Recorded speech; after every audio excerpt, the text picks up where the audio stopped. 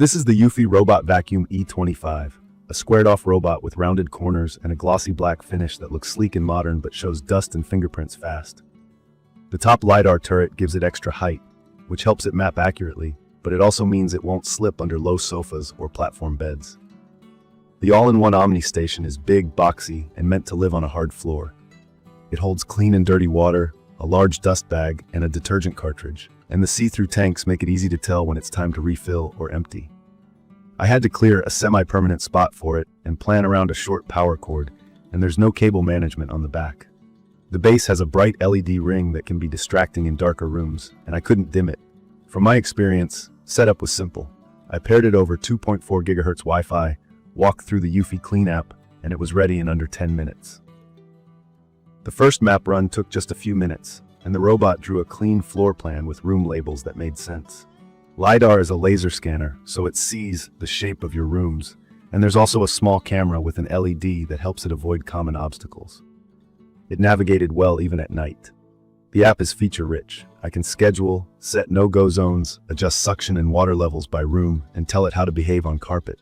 I linked it to Alexa and Google for voice commands. In my opinion, the power here is great, but the interface takes a little learning, and I did run into stability hiccups like settings not sticking or the map needing a refresh after a firmware update.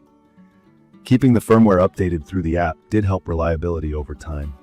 Key features that shape my day-to-day use are the 20,000 PA turbo suction, the duo spiral anti-tangle brushes, the extending corner rover arm, and the HydroJet system with a rolling mop that cleans itself in real time. PA is just a measure of suction strength, and 20,000 is no joke. On my rugs and low-pile carpet, it pulled out fine dust and hair that my old stick vac left behind. On hard floors, it handled big crumbs, cereal, and grit without snowplowing. The dual main brushes resist hair wrap better than the single brush robots I've used. I still check them weekly, but I spent far less time cutting away hair. The corner rover arm reaches into corners and along baseboards, so crumbs don't get left behind. The HydroJet Mop is what sets this model apart for me. It scrubs with a full-width roller, spinning fast and putting real pressure on the floor, so dried coffee drips and sticky juice spots came up without me pre-treating. While it mops, the system sprays and scrapes the roller so it stays clean instead of smearing grime. After a run, the dirty water tank is a cloudy reminder of what it lifted off my floors. The base station then washes the mop and dries it with hot air, which keeps smells down. It also refills the clean water tank and tops up detergent automatically. It's perfect for people who want very little hands-on maintenance, beyond emptying the dirty water, swapping the dust bag now and then, and replacing the detergent cartridge when it runs out. Just note the detergent is proprietary.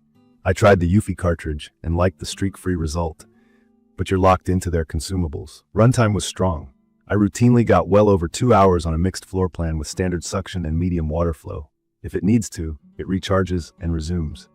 The robot's cleaning noise is a low hum, like a small desk fan. The station is a different story. Self-emptying and mop washing are loud, more like a full upright vacuum, so I set my schedules for times when I'm not on calls. In my opinion, the noise is worth the convenience, but it's something to plan around. Not everything was smooth. I ran into an issue twice where the robot stopped in front of the station, spun, and failed to dock. Cleaning the charging contacts, moving the station a few inches forward from the wall, and doing a firmware update fixed it for me.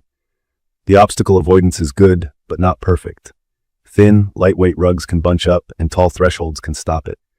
No-go zones solved most of that. The software still has a few rough edges. Once, a saved no-go zone vanished after an app update, and I had to redo it. I also wish there were a true mop-only mode. Right now, I can vacuum only or vacuum and mop together. I prefer to vacuum first and then run a dedicated mop pass, and the workaround is scheduling 2 separate runs, which feels clunky for a product this advanced. I need to call out a bigger concern. During my second week, I noticed moisture under the station mat. It turned out to be a slow seep from the dirty water tank. Not a huge puddle, but enough to worry me about wood floors. Support sent me a replacement tank quickly, and I haven't seen a repeat, but I've kept the station on tile and I check underneath every few days. If you have hardwood or laminate, I'd use a waterproof tray or boot mat under the base, at least early on, and keep an eye on it. Small design nitpicks add up. The glossy top looks great, but shows swirls and hair, so I wipe it down often. The short power cable limits placement, and the base's LED ring really should have a night mode. The robot is tall, so if a complete under-sofa clean is a must, measure your clearance. On the plus side, the washable filter and the included roller mop are easy to clean, and the dust bag in the station is large enough that I didn't touch it for weeks. Voltage on my unit is 110 volts, so make sure you buy the right version for your region. From my experience, the E25's cleaning hardware is excellent. The suction, the anti-tangle system, the corner reach, and especially the self-cleaning mop make my floors look and feel better than with any combo bot I've used before. The experience, however, depends on a few conditions. Give the station a proper hard floor home, plan around the loud maintenance cycles, be ready for the occasional app quirk, and keep an eye out for early signs of a tank leak. If you're willing to do that, the payoff is a very low-effort daily clean. I'd recommend this for busy households with pets, mixed flooring, and people who value automation over tinkering. It's perfect for someone who wants powerful vacuuming and real scrubbing in one machine, and who doesn't mind using the brand's detergent and dust bags. If your home has lots of low furniture, if you need complete silence during the day, or if you don't want to babysit the station for the first week, you might be happier with a smaller vacuum-only robot or a model with a simpler base. In my opinion, the E25's hardware is a step ahead of its software. The foundation is strong and the cleaning results are top tier when everything works. If eufy keeps improving the app and locks down the water tank reliability across all batches, this will be easy to recommend without caveats.